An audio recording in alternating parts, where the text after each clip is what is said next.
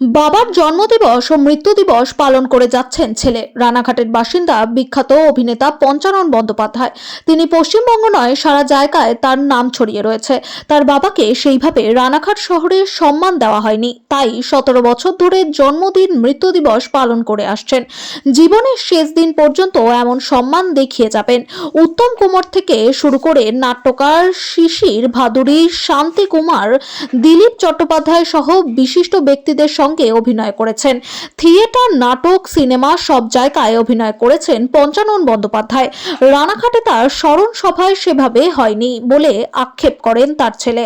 তাই তিনি বাবার প্রতি সম্মান ও স্মরণ করে আসছেন মৃত্যুদিন ও জন্মদিনে। এই প্রসঙ্গে কি জানালেন শুনে নেব।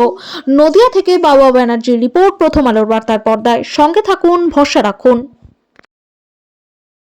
মেনে চলি। বাবা একটা বিখ্যাত, যেমন রানাঘাটে পালচুই বাড়ি, আর সারা পশ্চিমবাংলায় একটা দাপট অভিনেতা পঞ্চানন বন্দ্যোপাধ্যায়, তার স্মৃতিটাকে চেষ্টা করি। 17 বছর হলো বাবা মারা গেছে। জন্মদিন মৃত্যুদিন দুটোই করি।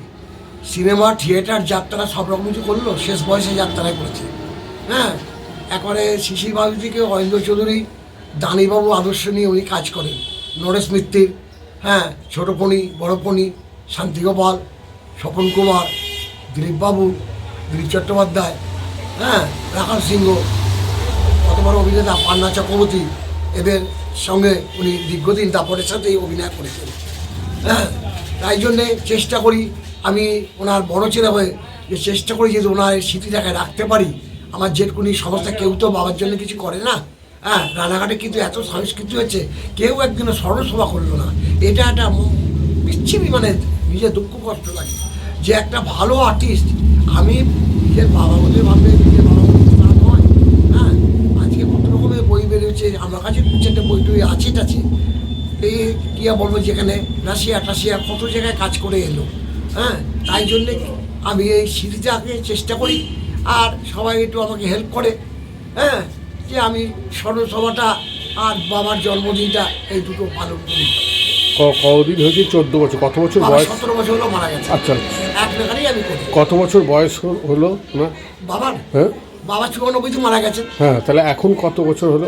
এখন ওই আমাদের তাহলে এই ঢুকবে, আবার 8-এ মারা গেছে। এটা হচ্ছে 25 সাল পড়লো, 17 বছর হলো। ওই 8-এ মারা গেছে। এরকম কি করেই যাবেন?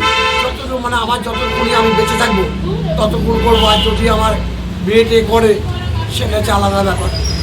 আমি তো উত্তম কুমারের সঙ্গে তো অভিনয় করেছেন। উত্তম কুমারের সঙ্গে তো অভিনয়।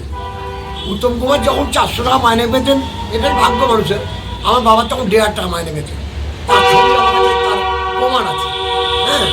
যার জন্যে একদিন আমাকে, যেখানে আমাদের সুনীল গঙ্গোপাধ্যায় 2005-এ উনি একটা করে বাবাকে চিকিৎসা করেছিলেন, সবাই ছিলেন সেখানে।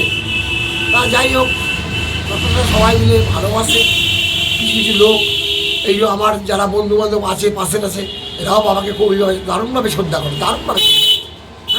যে বাপি ভাইজি বাবা বলে না, যে সত্যি কথা একটা হচ্ছে পয়সা রাখতে পারিনি, কিন্তু অরিজিনাল শিল্পী, মানে এর মধ্যে কোনো আমি বলতে পারি ভেদ নেই। কি নাম আপনার? আমার নাম হচ্ছে অমলেশ ব্যানার্জি, বাপি বলে সবাই চেনে, বাপি ব্যানার্জি।